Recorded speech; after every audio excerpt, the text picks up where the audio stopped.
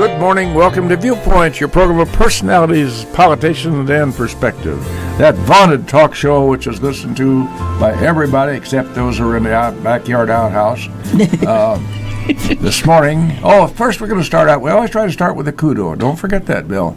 This is seriously a very important one. I want to make light of this at all. I'm not being light at all. The old fellow just had his second COVID shot the other day. Mrs. Gossett and I live at the Christian Village, and very pleased to be out there, by the by. And the reason I mention that as a kudo is how well organized it was. Judy had sent notices around to all of the inmates out there. Seriously. As to when we should show up. We showed up on schedule. And we weren't there just a few minutes, and they called us in, and no time at all we had our shots, and we had to wait 15 minutes after the shot, and we were out of there. Exceptionally well organized, and I'm going to speak on behalf of all of us who live with the Christian Village complex. They've done a great job in managing this. That was a second shot for most of us, and we appreciate the professionalism of the Christian Village and how they've approached this problem. So thank you. Doff my hat on behalf of all the residents out there. Mrs. Busby, would you like to introduce our guest this morning? We've come a long way. It would be appropriate since he's come clear up here, yeah. Our guest is new to our community. His name is Mike Starasta, and he is the new librarian at the Lincoln Public Library. He's not new now. He's a seasoned old vet. Oh, all right. He's a seasoned old vet. Welcome to Lincoln, America. And, boy, you've got a beautiful building to work in. Weren't you just happy about that? Yes, very much so. As I was saying to you earlier, I just really love these older buildings, the Carnegie buildings. They just have a certain air to them, a classiness. Yes, that's the word. You know, I've confessed this on air before here on this very microphone, Mr. Starasta. When I was a kid, I knew it was the Carnegie Library. Well, I just assumed, and you know what that means. Anyway, I just assumed that all libraries were like we have on there. And in fact, the matter is, all it was his money and somebody else's idea. But I always thought all Carnegie libraries were just like this. Well, certainly that's not the case. But we are particularly lucky in Lincoln and Logan County to have the beautiful structure that we have there. Architecturally, it's a gem, inside and out. It is absolutely beautiful, and we're doing what we can to keep it up. For instance, the mosaic tile out front, we're going to be doing some restoration work on that this spring. Oh, good for you. Good for you. I'm so glad that you care so deeply about the building, because an old building takes some TLC, doesn't it? Yes, it does. Well, Mike's a little fella, Judy, and his predecessor was kind of a big dude. And so it follows that just physically speaking, Mike's following in big shoes. And but I'm certain that he's slipped into those shoes very nicely. And have you had any surprises, or what changes have you made now since you've been aboard? And you're working with an excellent library board, by the way. Yes, I have an excellent board, and I'm basically trying to continue many of the things that we have been doing. For instance, the restoration work out front in the mosaic and just the general upkeep of the library.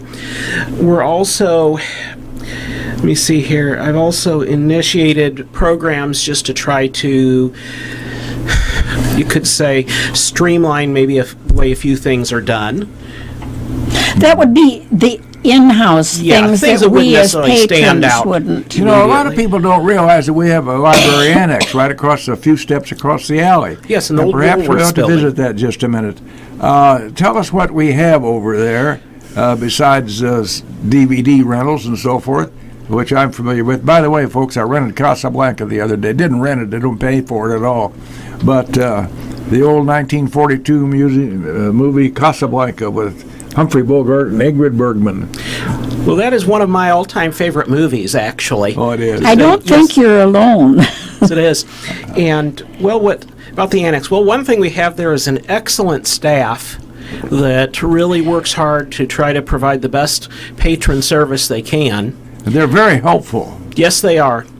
And as far as items in there, well, we have our fiction collection is over there. We have DVDs, as you said. We have young adult books, which basically means teenagers books. And we have a children's Like the area. Bobbsey twins. That's more the children's books. And we have a children's area there where we have items that they can use. I want to mention that just a minute. One day I was in there, and there was a gentleman in there who had come in to put on a little program for the kids. And I stood around side the stack watching. He was good, really good. And those little rugrats were just hanging on, their eyes were popping out, and he had their undivided attention. And that's a neat program because I heard him several times mention things about politeness and so forth. So he's slipping in things that a kid ought to know if they're not getting it at home. Yes, very true. And our children's programs are very popular. And in fact, we have a number of things going on right now. Oh, yeah, share those with us. Okay. Well, right now, our Youth Services Division is in the middle of a 6-week programming series. We have online toddler time, since because of COVID, we've been doing a lot of programs online. Story time is on Wednesdays.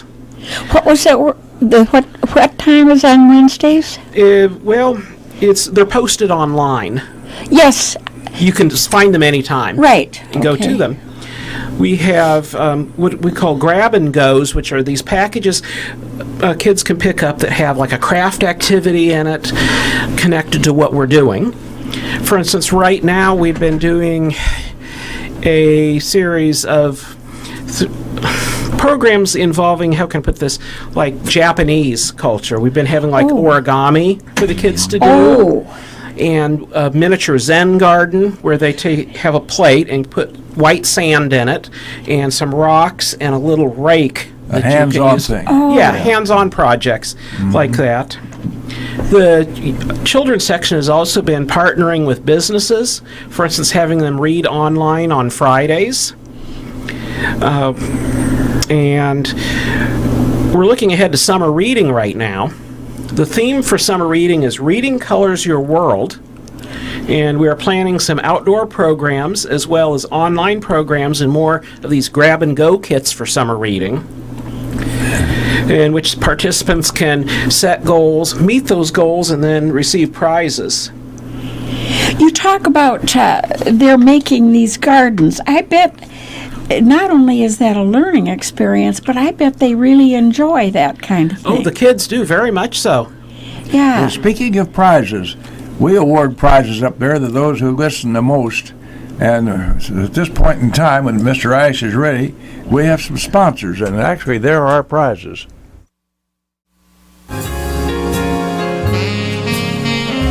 Welcome back to Viewpoint, your program of personalities, politicians, and perspectives right here at WLCN 96.3 on your dial, located here on Lazy Row or County Road 2250, whichever the case may be. Our guest this morning, Mr. What is this fellow's name? Mike Starasta. Oh, yeah. Well, I just checked you out here. Oh, see if I remembered. Yeah. Good Michael's plan. been with us in the community a while as a librarian. And when Mr. Summerall decided to retire, which was a bad thing for the community and the library, but after all, the gentleman had earned it. So the timing was just right. Mr. Tarasta, with his extensive library experience, was hired to take Mr. Summerall's place. And he's not as big as Richard Summerall, but he's stepped up to the plate and swung a heavy bat and doing a great job. One of the things that Michael has in his library there is an inordinately fine group of assistants who serve the public, both across the alley and in the library annex and in the library proper. Michael, your staff is pretty static. You don't have many come and goes. You don't have to. I'm assuming I'm correct in this by observation that the same people I see here all the time. So you've had a loyal staff. Yes, we have. Very much so. I think that may be as a result of management and management of the library board. Tell us a little bit how that works out now. Tell us about the board. Don't have to tell us all their secrets or anything, but the management structure, if you would go with that with us. Well, I'm very fortunate to have the board that we have. Yes, you are. We have a 7-member board, and then I'm the library director. And under myself, there are 2 assistant directors, one in the annex, and that's April Jensen, and then one in the Carnegie building, who's I like April. Caroline Keist. And then under them, we have our part-time staff that work under them. Now, are you pretty much back to regular normal now? Because I know you had to change things rather dramatically for the COVID business. Yes, we're pretty much back to normal. We've been doing more online programming. In fact, one thing I would like to bring everyone's attention to is we have a number of historical, could say, artifacts that are in the library, and I've been shooting a series of videos that are going to be posted in which I'm talking about these items. Oh, how fun. Good, Tell us good. about them. Give us a preview. Well, for instance, one of the items is we have an 1873 Springfield Winchester repeating rifle. Really? That's belonged to the Scully family that's on display. We also have a Grecian bowl from Cyprus that is 3,000 years old that's on my. display. How interesting. Say, those old rifles remind me, I was gifted by Bonnie Keys Thompson, gave me a very nice book written, and it's called Old Abe. And not only did she give me the book, but it autographed by the author on the frontispiece. And I found it very interesting. And the reason I bring that up is they're talking about, he wrote very graphically about some of the terrible battles that we had and the rifles that they used in that day. So I just want to express my appreciation publicly. Bonnie Keys Thompson, who's now a part of our Lincoln College library board of directors. And by the way, that's a good book if you want to read it. Old Abe, John T. Cribbs, Gribbs. And the reason I know that, I looked it up. I wanted to write the gentleman a note. Well, that was thoughty of you. Yeah. Well, I enjoyed it. By George Bill, you can rise to the occasion, can't you? But you have this COVID thing caused a drastic change in operation, like many businesses had to do, some of which unfortunately fell by the wayside due to the economics of the thing. That's been a terrible thing in my judgment.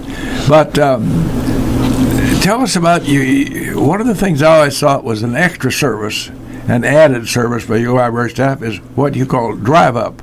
So describe that service, Mr. Starasta. You have curbside service. A person, if they do not feel comfortable coming into the library at this time because of COVID, although we do take, we're very careful to make sure that we follow all the precautions that we're supposed to.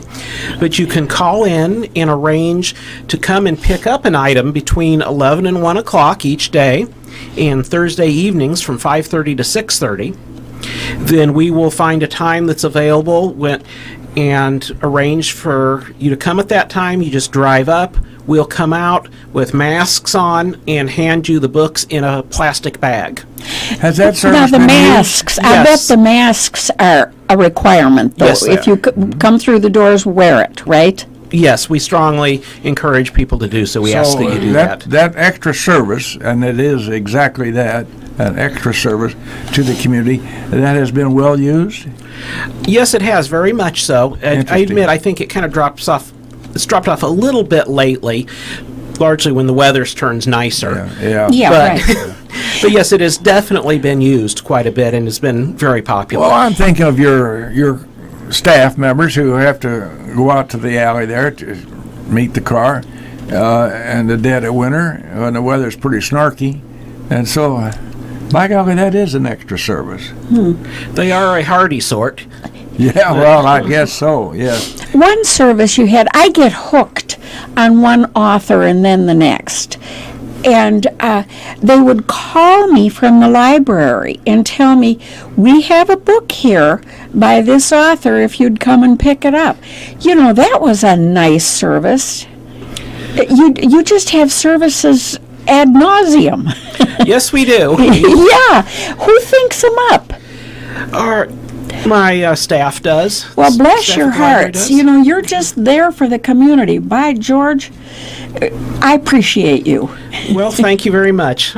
Let's talk about the old times, the old days. If you take a book out and it was due back in, say, 10 days or 2 weeks, whatever the time period was, and you slept past that for one reason or another, then it used to be fined about 2 cents a day or something, some ridiculous figure. It was nothing at all.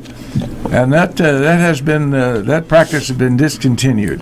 Can you address that just a minute, Mr. Starasta? Well, some libraries have discontinued it, including the Lincoln Public Library right now.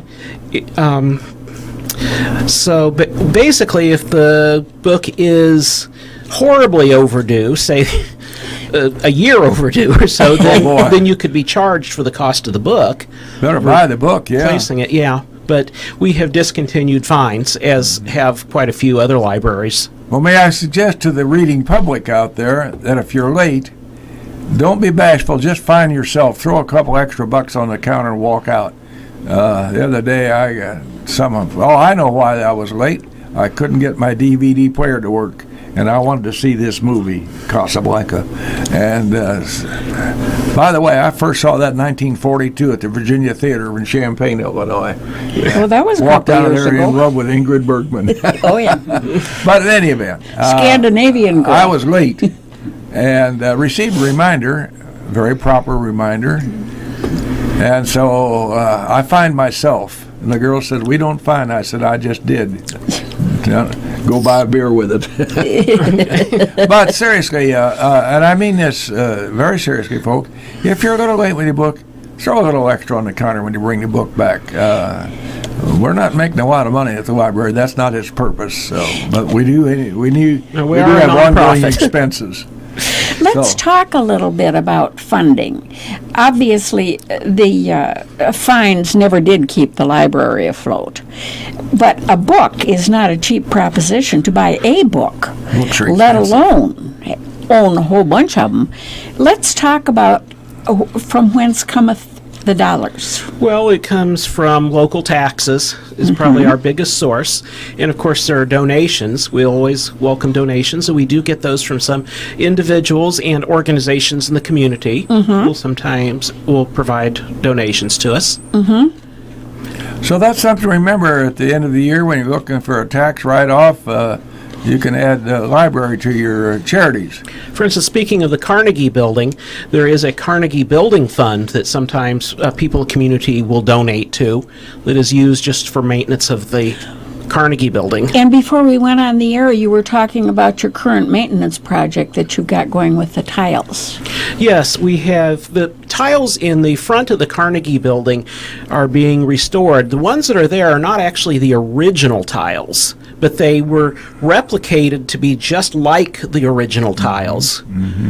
In other words, if there is one or two places where there was an error, you could say, then they were replicated to have that error. Oh, is that right? So it would be just like the originals. Oh, my. But they have been there for quite a long time, and we're going to have some restoration work done on them. Of course, that's the thing about an older building. It's just constant urban removal, isn't it? Well, in one of the projects we have for the annex is to expand some space in there.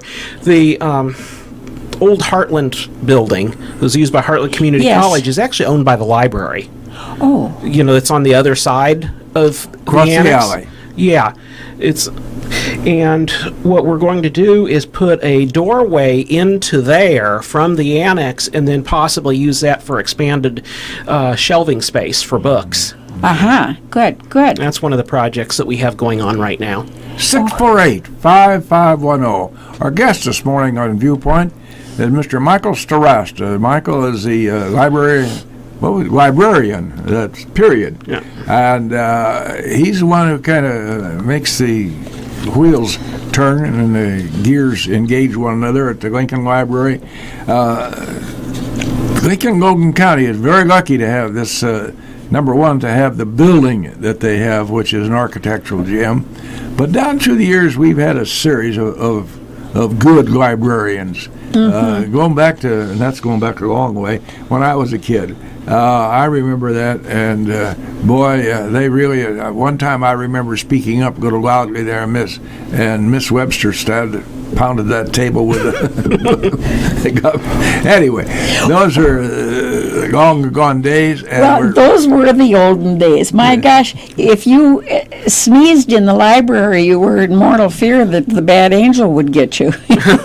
Well, attitudes have changed a bit in the library world since then, but old habits die hard. On the other hand, and when I go in there, if I hear somebody speak out loud or sneeze, I think, "Oh, you're going to be sorry."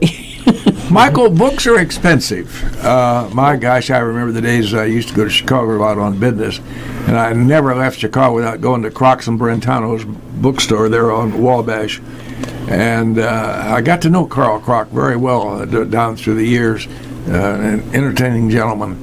But I couldn't do that today, what I used to do. I'd always come home with 4 or 5 books. And today, you're talking about 100 or so bucks. Oh, yeah. Easily.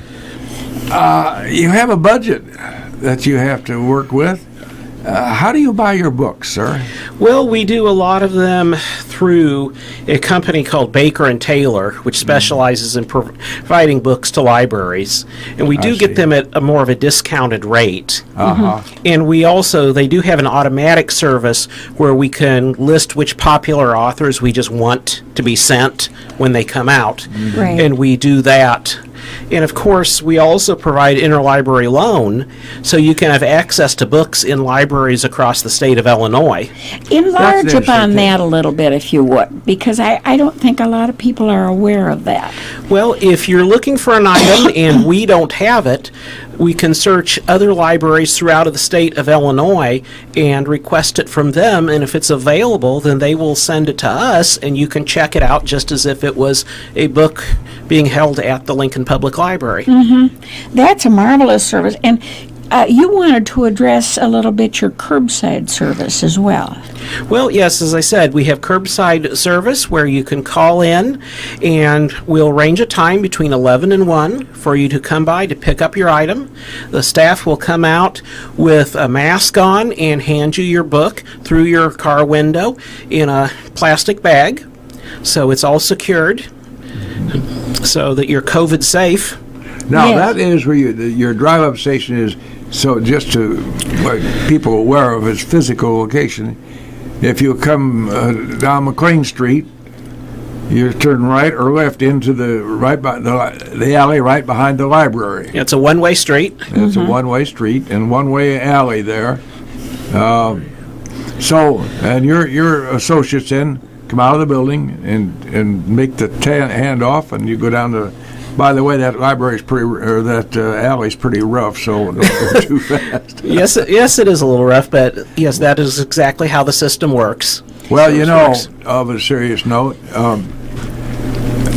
our city council is faced with a lot of bad streets, and you got to pick and choose where you're going to spend some money.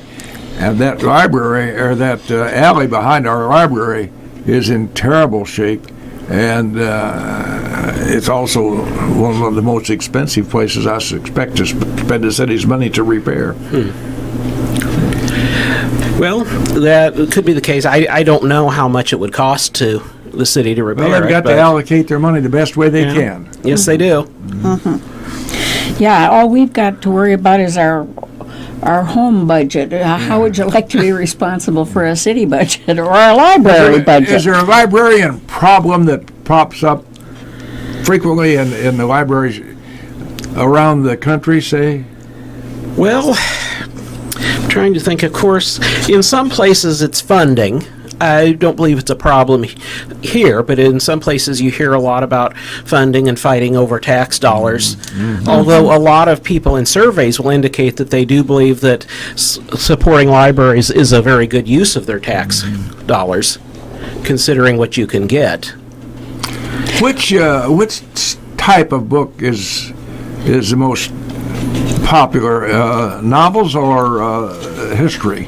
Well, it kind of comes and goes. I would say probably novels overall, fiction works. Although there are a lot of people who are interested in nonfiction. I remember when COVID first came out, it seemed like there was an increase in people checking out books about things like the flu epidemic of 1918 and issues like that, as people wanted to understand this a bit more. Yeah, that came into my thought processes as we moved along. I remember my mother and father telling about that epidemic, and it kind of bounced off our shoulders. Well, that was a long time ago.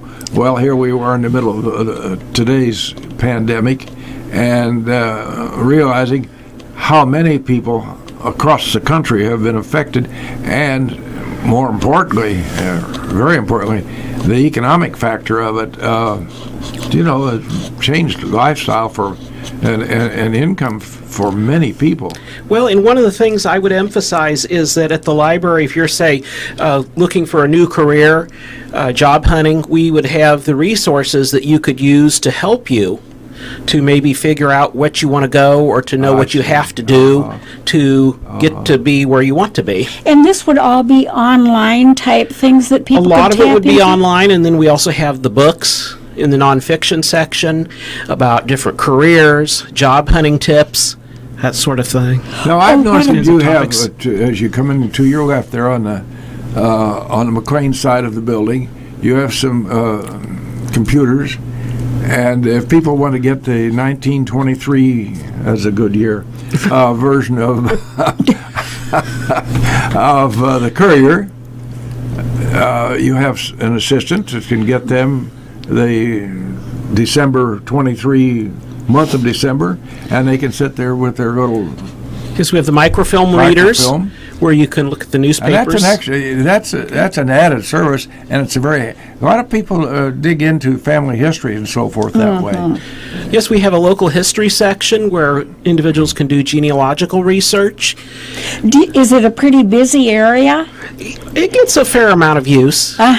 It's like, and sometimes people will call in questions to or email us for genealogical information. We'll help them the best we can. Sometimes, don't you think that if you just kind of touch the tip of that iceberg, wouldn't you get pretty hooked pretty quick? I think a lot of people do. Yes. Another service that the library offers the public is a subscription to the major newspapers around. Is that still a part of your operation, sir? We get a lot of the local newspapers, and we I also can get the News Gazette from Champaign. Yes, we do. We get the Decatur newspaper. Was it the Herald? We get, of course, the Courier, The Journal Star, the Journal Star, the Tribune. Or did. Yeah. I don't think we get that anymore. We get USA Today. That's popular. Yes, and the Wall Street Journal. So people could just come up to the library. Would that be in the annex then? The newspapers would be in the Carnegie Building. In the Carnegie Building. They could just come up there and just sit a while and be comfortable and read the paper. And you have some regulars that do that. I've noted that, yeah. And we have some of the popular magazines of the day as well. He's not speaking of Playboy, Judith, I'd be really which may interested not in even that. be in publication by now. I suspect it's gone, as it should be. What are your hours? And are they the same on both sides of the alley? Yeah, they're the same on both sides of the alley. Monday, Wednesday, and Friday, we're open from 9 to 5. On Tuesdays and Thursdays, we're open from 9 to 7. And on Saturdays, we're open from 9 to 1. That's pretty liberal hours. Yes, they are. And I bet there's somebody in there all the time researching or what have you. It's always busy. Now, will your staff step up to the plate if I decided to research whatever subject it would be and help you find the place to start? Absolutely, they would. And even if we wouldn't have the resource you're looking for, we would go out of our way to help you find out where it is and where you can find it. And Not necessarily. Excuse me, honey. Go right ahead, No, please. you go. No, I just. I don't want just to. had some smart remark. It's not necessary to use the Dewey Decimal System anymore. Well, we do use it, but we'll help you to find the materials if you're not familiar with it. That was not named for Tom Dewey, the politician. yeah. Well, I remember learning that way. I don't know what age. Certainly had to be in the early ages of grade school, and you could come in and look up your own books. Now they do it for you. Well, you can look them up on your own, or we'll be very happy to help you. Let's get back to this genealogy. Do you have quite a few people who are looking through that kind of thing? We get frequent requests for information. And surely it would take to that prospective customer, it would take the help of the staff to show you where to start and how to start. Yes, we'll be happy to help you do that. Caroline in the Carnegie building is the one that does a lot of that. And so if you have a question, Caroline will be very happy to help you. Well, her Is family she goes just way into back. it? I'm sorry, what was Is that? she just into it? She's into it, and it's something I think she's been doing for quite a long time at the library. So Now- she's familiar with all the resources. My whole family, my great-grandparents all came from Norway to southern Minnesota, and there's everybody in southern Minnesota. I think you have to be a card-carrying Norwegian to live there, so there was nobody to marry but another Norwegian. But you could find those kinds of things on my great-grandparents? Well, again, or we would at least help you to find out where you can locate the resources. Yeah, well, that's To do that. That's the beginning of wisdom right there. Yeah. Which reminds me of a TV program. I shouldn't mention TV on radio. You folks are supposed to be listening to WLCN at night. But in any event, Henry Louis Gates, black gentleman who does the program called Finding Your Roots. Oh. I find that very, very interesting, how they do a lot of research, and it's just fun to watch. Slap me on the wrist for saying watch TV instead of listening to WLCN.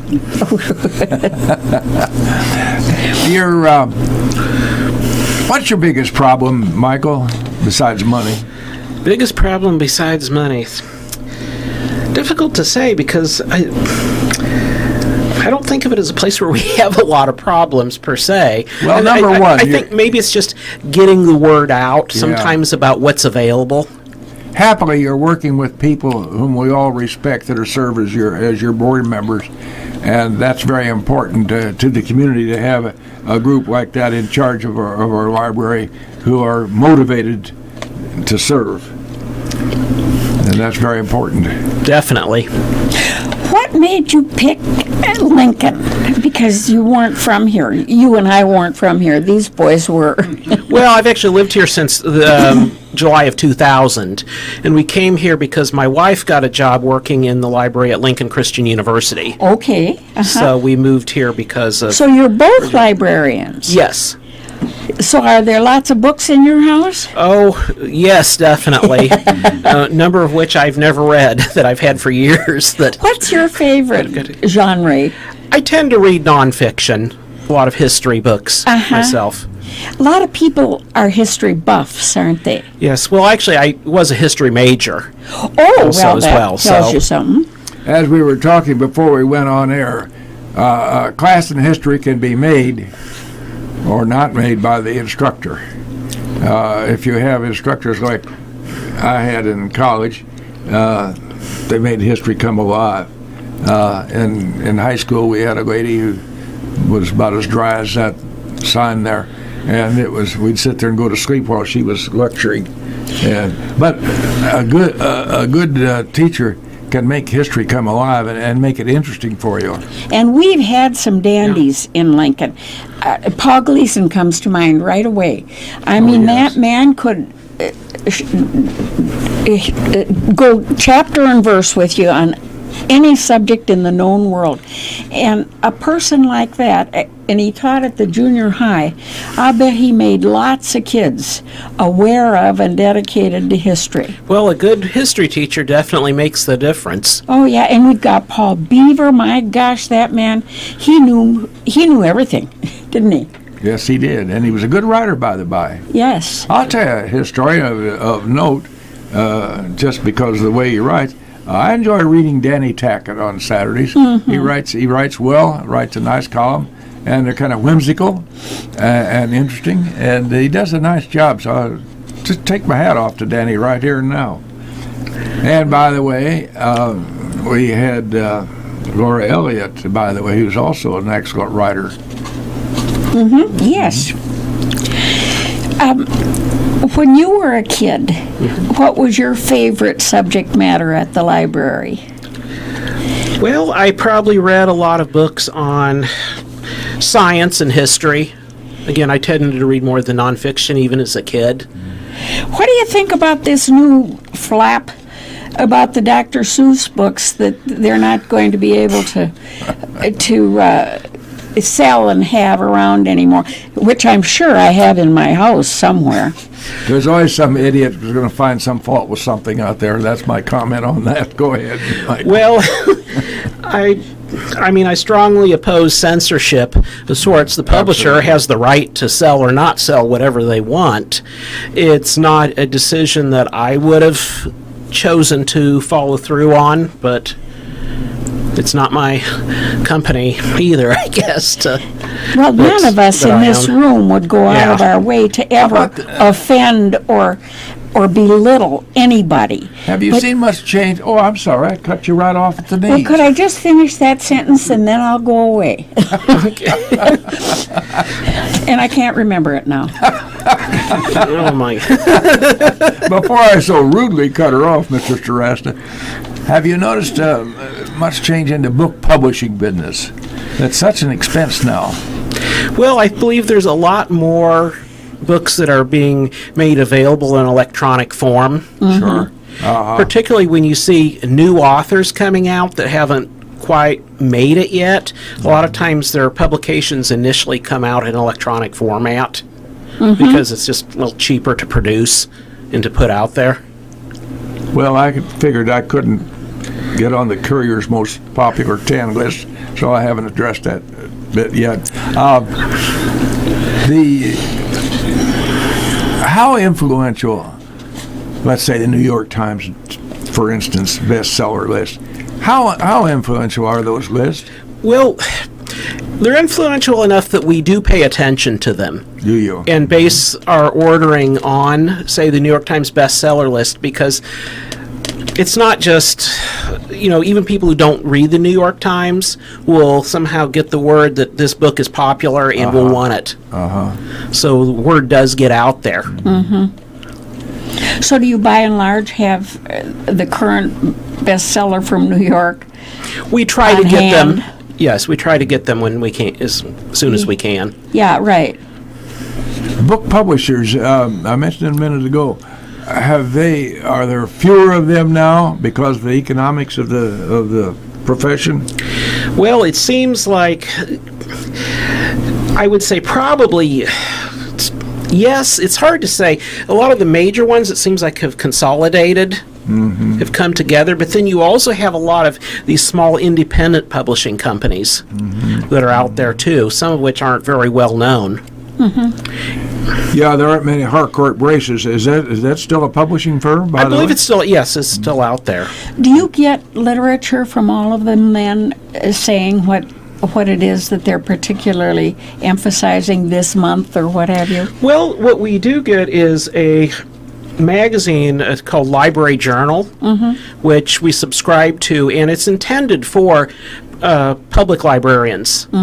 And what they'll have is oftentimes previews of books that are upcoming, some of well-known authors, some of authors who aren't very well-known, so you can get an idea of, okay, this is going to be published in a few months, and we'll look through that too and think, oh, this author, is somebody that's maybe brand new, nobody's heard of them, but this sounds like a very interesting review of what they've written.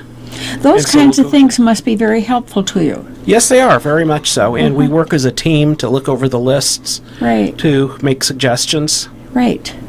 Working with a team, if you don't have your book in the Carnegie Library, as alluded to earlier in the program, you have other libraries to go to in the state.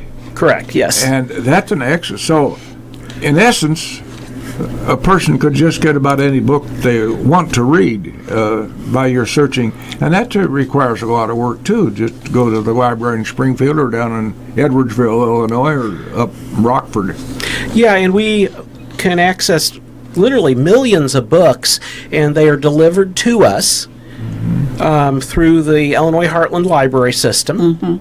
And then, as I said, you can request the item. We'll let you know when it's in, and then you can check it out just as if it were one of our own books. Michael, within the last minute or so, do you have anything that you'd like to comment about as we close? Well, I would just like to encourage people to come to the library and take a look at what we've got. As I said, we have a lot more than just books, although we have plenty of those as well. We have the programs we put on, we have movies, we have magazines, newspapers, just about anything that you might need. Michael Starasta, the director of the Lincoln Public Library, we appreciate your taking your time to be with us this morning. He's one of my favorite young men. Notice I said young. And boy, is he ever. But he does a great job for us, he and his dedicated staff. So thank you very much for being with us, Mr. Starasta. Well, thank you, Bill and Judy. I appreciate it. Nice to meet you. Welcome. Buy Thank books and give them to the library.